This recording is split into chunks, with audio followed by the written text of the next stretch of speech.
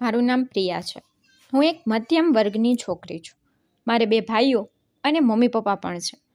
મારા અભ્યાસ પૂર્ણ થતાની સાથે જ ઘરના લોકોએ મારા સંબંધની શોધ શરૂ કરી દીધી.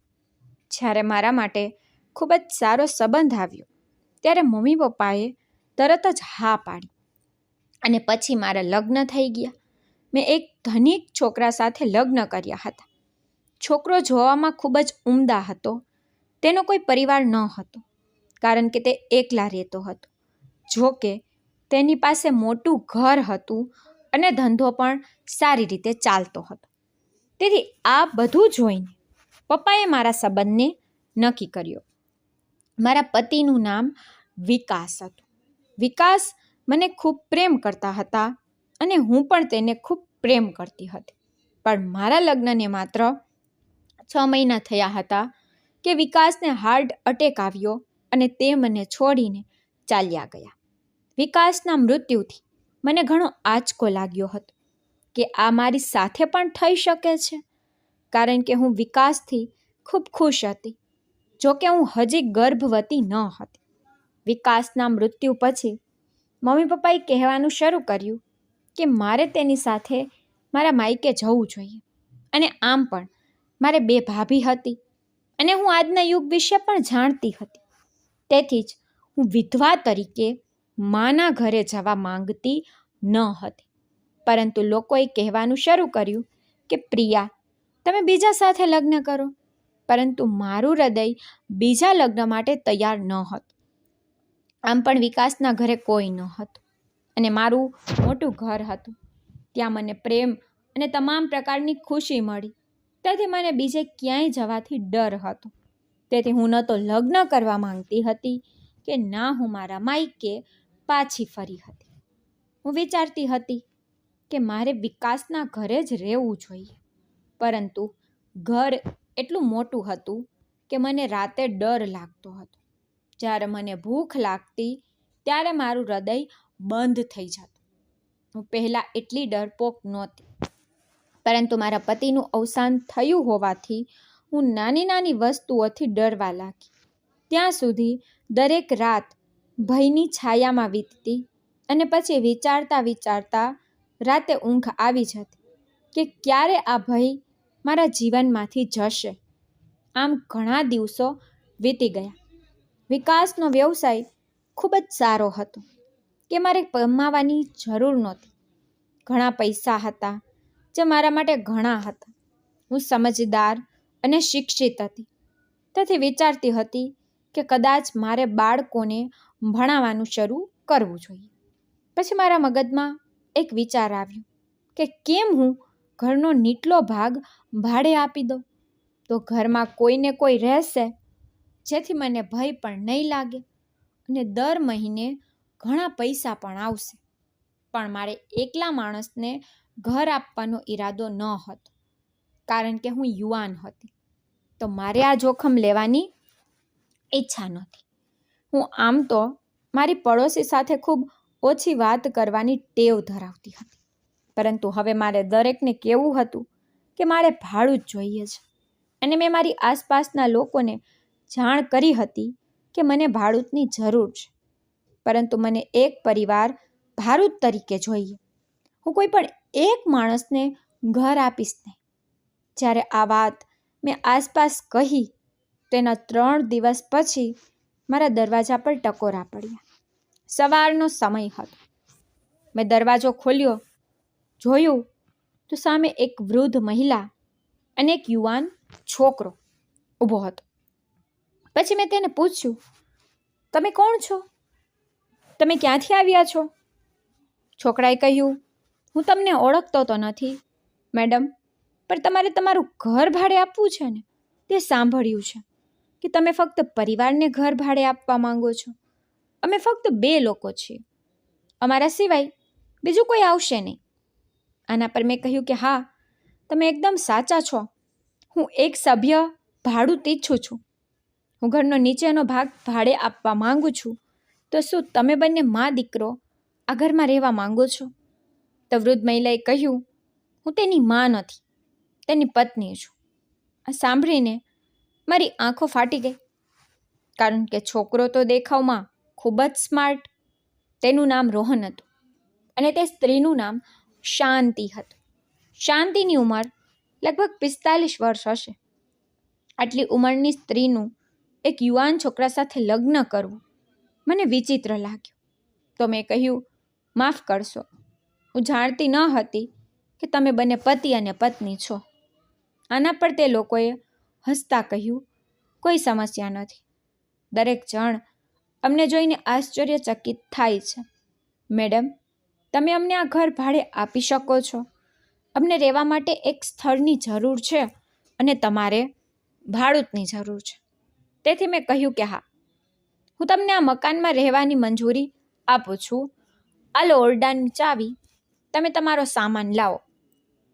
આ સાંભળીને રોહને હસતા શાંતિ તરફ જોયું અને મને કહ્યું કે ભાડું તમે કહેશો તે આપી દઈશ. આ સાંભળીને હું વધુ ખુશ થઈ. મેં ચાવી આપી અને કહ્યું કે તમે લોકો સામાન લાવી શકો છો. થોડા સમયમાં તે લોકોએ પોતાનો તમામ સામાન રૂમમાં નાખી દીધો અને ઘરમાં સ્થાયી થઈ ગયા. આખો દિવસ પસાર થઈ ગયો અને સાંજે હું રોહનના વિચારમાં ડૂબી ગઈ કે તેણે શાંતિમાં શું જોયું કે તેને લગ્ન કર્યા. તેની મજબૂરી શું છે? શાંતિથી લગ્ન કરવાની જરૂર શું છે? શું તે પ્રેમની વાત છે કે જબરદસ્તીનો સંબંધ છે? હું રસોડામાં રાંધતી આ જ વિચારતી હતી ત્યારે મારી માની વાત મને યાદ આવી. જો કોઈ નવી વ્યક્તિ આસપાસ આવે તો તેને એક સમયનું ભોજન આપો, જેથી હૃદય હળવું થઈ જાય છે. તે પછી મેં મારા ભાડૂત વિશે વિચાર્યું. આ વિચારીને મેં શાંતિ અને રોહન માટે પણ રસોઈ કરવાનું નક્કી કર્યું. આમ તો હું એકલી હોતી તો ફક્ત મારા માટે જ ખોરાક બનાવતી, પરંતુ આજે 3 લોકોની રસોઈ પણ હું ખૂબ ખુશ હતી. રાત થઈ ગઈ તેથી મેં ખોરાકને ટિફિનમાં રાખ્યો અને નીચે ગઈ અને તેમના દરવાજાને ખટખટાવ્યો, પણ કોઈ પ્રતિક્રિયા આવી નહીં. લાંબા સમય સુધી દરવાજાના ખખડાવ્યા પછી મેં વિચાર્યું કે કદાચ તે લોકો થાકીને સૂઈ ગયા હશે. તેથી મેં પાછા જવા માટે મારા પગલાં વધાર્યા. ત્યારે દરવાજો ખુલ્યો અને રોહન બહાર આવ્યો. રોહને કહ્યું, પ્રિયા દીદી, તમે અહીં શું કરી રહ્યા છો?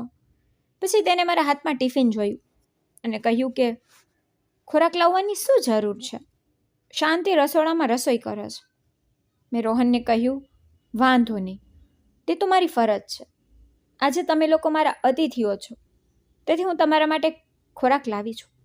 આવતીકાલથી આપણે બધા એક જ ઘરના કુટુંબ જેવા બનીશું. પછી મેં પૂછ્યું, શાંતિ ભાભી ક્યાં છે? એમ કહેતા હું દરવાજા આગળ વધી તો રોહને ઝડપથી મારી સામે આવી ગયો અને કહ્યું, ઓ, શાંતિનું માથું ખૂબ દુખે છે ને, તેથી તે ઓરડામાં સૂઈ ગઈ છે. મેં કહ્યું, હમણાં તો તમે કહ્યું હતું કે તે રસોડામાં રસોઈ કરતી હતી. તો તે ગભરાતા કહેવા લાગ્યો, અરે, રસોઈ કરતી વખતે તેનું માથું દુખવા લાગ્યું.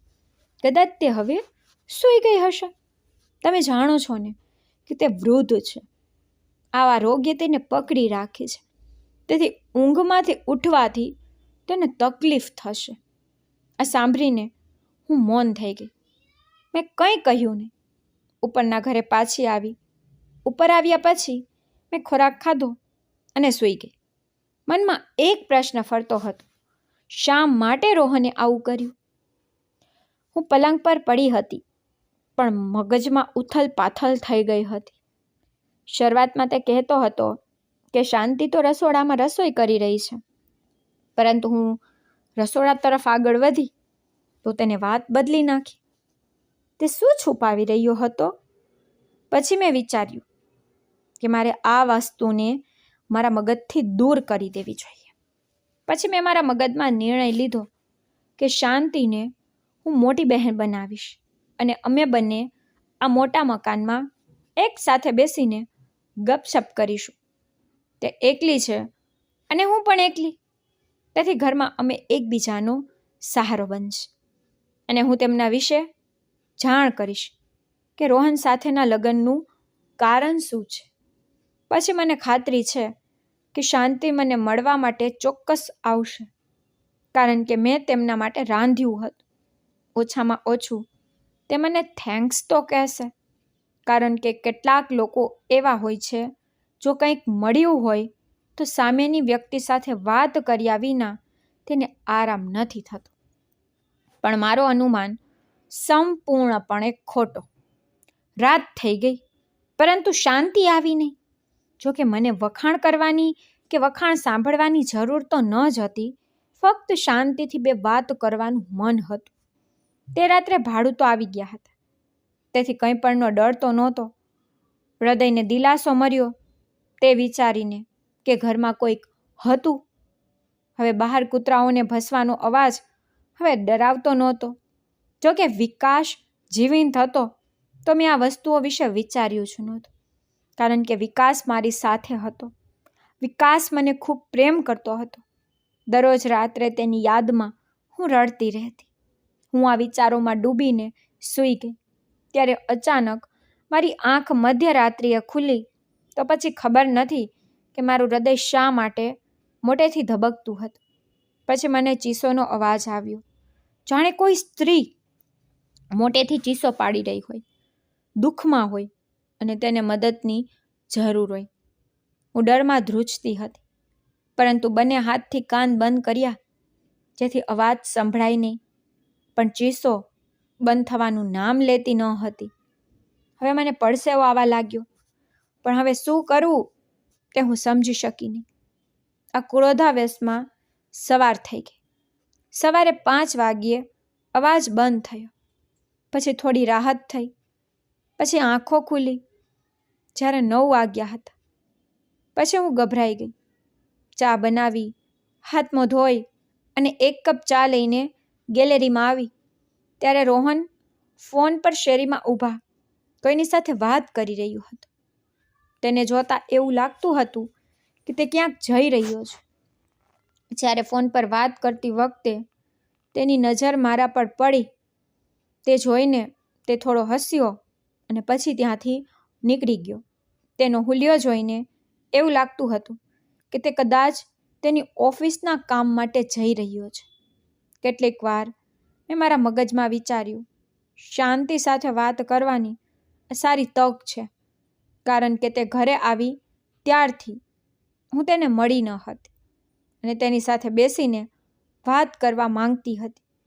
તેથી મેં વિચાર્યું કે ઝડપથી કામ પૂરું કરું અને નીચે જાઉં અને શાંતિથી વાત કરું. પછી બધા કામ ઝડપથી પૂરા કરી હું નીચે પહોંચી અને દરવાજો ખટખટાવ્યો, પરંતુ કોઈએ દરવાજો ખોલ્યો નહીં. પછી ત્યાં ઊભા રહીને મેં વિચારવાનું શરૂ કર્યું કે હું કેટલા સમયથી દરવાજો ખખડાવી રહી છું, હજી કેમ કોઈ બોલતું નથી. ત્યારે અંદરથી અવાજ આવ્યો, પ્રિયા દીદી તમે છો? તે શાંતિનો અવાજ હતો. મેં કહ્યું, હા શાંતિ ભાભી, દરવાજો ખોલો, હું છું પ્રિયા. જ્યારે તેને દરવાજો ખોલ્યો તો તેની આંખો આંસુઓથી ભીની હતી.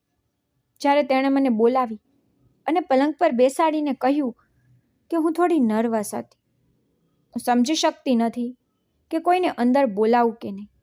તેથી વિચાર્યા પછી મેં દરવાજાને ખોલ્યો. આના પર મેં કહ્યું, શાંતિ ભાભી, આ વિસ્તાર તમારા માટે નવો છે, અહીં બીજું કોણ આવશે? પછી મેં પૂછ્યું, ભાભી તમારી આંખોમાં આંસુ? તો તેને કહ્યું કે હા, મારે તમને શું કહેવું. મેં ખૂબ કહ્યું કે તમે મને બધું કહી શકો છો. તો તેને કહેવાનું શરૂ કર્યું, મારા પતિ રોહનને હું પસંદ નથી. તે યુવાન છે, તે ઈચ્છે છે કે તેને તેના જેવી યુવતી મળે, પરંતુ મારી ઉંમર વધુ છે અને તેને મારો ચહેરો પણ પસંદ નથી. મને લાગે છે કે રોહનનું કોઈ બીજા સાથે અફેર છે અને તે મારી સાથે છેતરપિંડી કરી રહ્યો છે. ખબર નહીં તે ફોન પર કોની સાથે વાત કરે છે, પણ હું તેને પૂછું છું તો તે ગંદી ગંદી વસ્તુઓ કહે છે અને કેટલીક વાર હાથ પણ ઉપાડે છે. પછી મેં પૂછ્યું, શાંતિ ભાભી તમે બરાબર છો ને? તો તે કહેવા લાગી, કહેવા માટે મારી પાસે વિશ્વની બધી વસ્તુ છે, પૈસા, કપડાં, પણ સ્ત્રીને જે ખુશી જોઈએ છે તે નથી. તેના શબ્દો સાંભળીને મારું હૃદય ભારે થઈ ગયું. પછી મેં કહ્યું, શાંતિ ભાભી, મને કહો, હું તમને મદદ કરવા માંગુ છું. હું તમારા માટે શું કરી શકું છું? પછી તેણે કહ્યું, મારા સંબંધીઓએ મને મદદ કરી નથી તો તમે શું કરશો? આમ પણ રોહન મને છોડવાની ધમકી આપે છે. તેથી હવે મારું આ દુનિયામાં કોઈ નથી. હવે તમે જ મને કહો કે હું વૃદ્ધ છું. હું ફક્ત ઈચ્છું છું કે તમે મારા માટે પ્રાર્થના કરો. મારે બીજું કંઈ પણ નથી જોઈતું. પરંતુ મેં કહ્યું કે શાંતિ ભાભી, હું તમારી નાની બહેન જેવી છું. તમે મને બધું કહી શકો છો. અને હા, હું હંમેશા તમારા માટે પ્રાર્થના કરીશ. આટલું કહી હું ત્યાંથી જવા લાગી.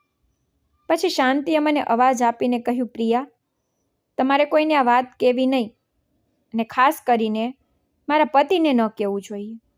જો તેને ખબર પડે તો તે મારા પર હાથ ઉપાડશે. તો તમે પણ કહેશો નહીં કે તમે અહીં આવ્યા છો અથવા મેં તમને કંઈક કહ્યું છે. મેં કહ્યું, હા શાંતિ ભાભી, તમે ચિંતા ન કરો. હું રોહનને કંઈ પણ નહીં કહું. આ કહીને હું મારા રૂમમાં ઉપર આવી ગઈ. હવે હું રોહન પર ખૂબ ગુસ્સે હતી. જો તેને શાંતિ પસંદ ન હતી તો પછી તેને શાંતિ ભાભી સાથે કેમ લગ્ન કર્યા? પછી તે રાત્રે સૂવા માટે હું પલંગ પર પડી હતી. પરંતુ તે પછી પણ એ જ બન્યું. ચીસો પાડતી સ્ત્રીનો અવાજ ફરીથી સંભળાયો. તેથી મેં અવાજ વિશે ખૂબ નજીકથી વિચારવાનું શરૂ કર્યું. કે આ અવાજ ક્યાંથી આવે છે. હવે મારે આ કોઈ પણ કિંમતે જાણવું હતું. તેથી હું મારા ઓરડામાંથી બહાર આવી. બહાર નીકળતાની સાથે જ મને સ્પષ્ટપણે અવાજ સંભળાવાનું શરૂ થયું. પછી મને સમજાયું કે અવાજ શાંતિના ઓરડામાંથી આવે છે. હું એક ક્ષણ માટે આઘાત પામી.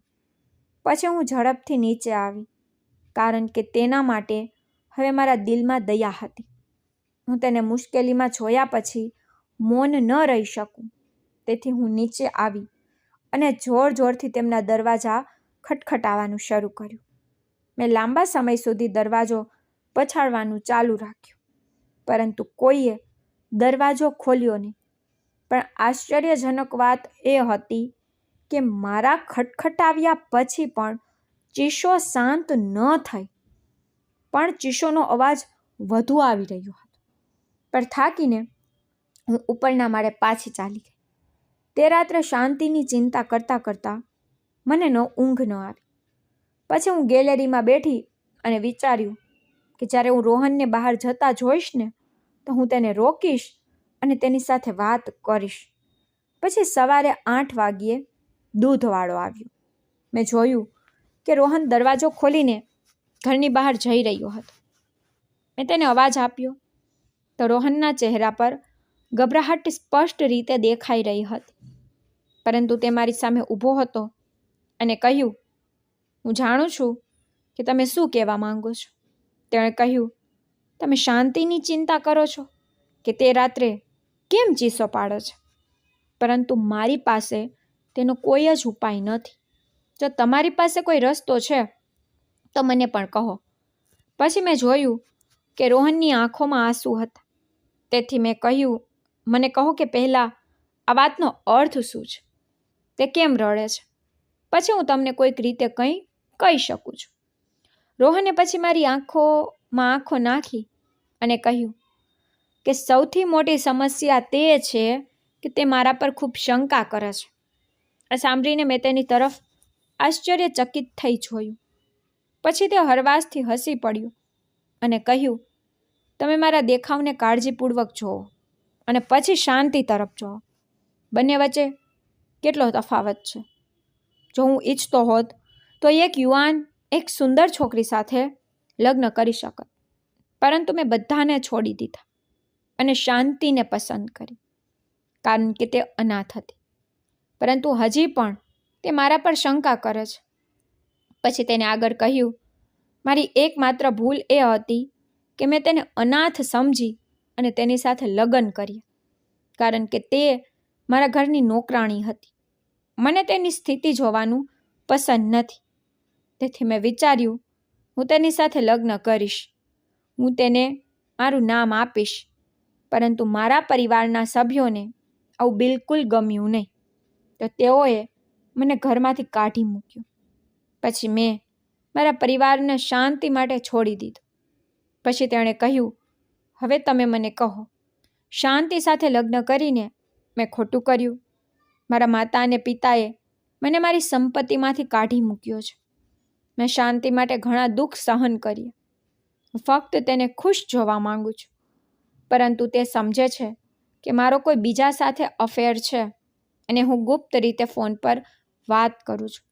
પછી તેણે વધુ કહ્યું, 2 વર્ષ પહેલાં મારી માએ મારા લગ્નનો નિર્ણય એક અમીર પરિવારની છોકરી સાથે કર્યો હતો.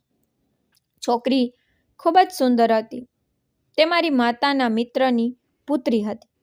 પરંતુ મેં શાંતિ માટે તે સંબંધનો ઇનકાર કર્યો હતો.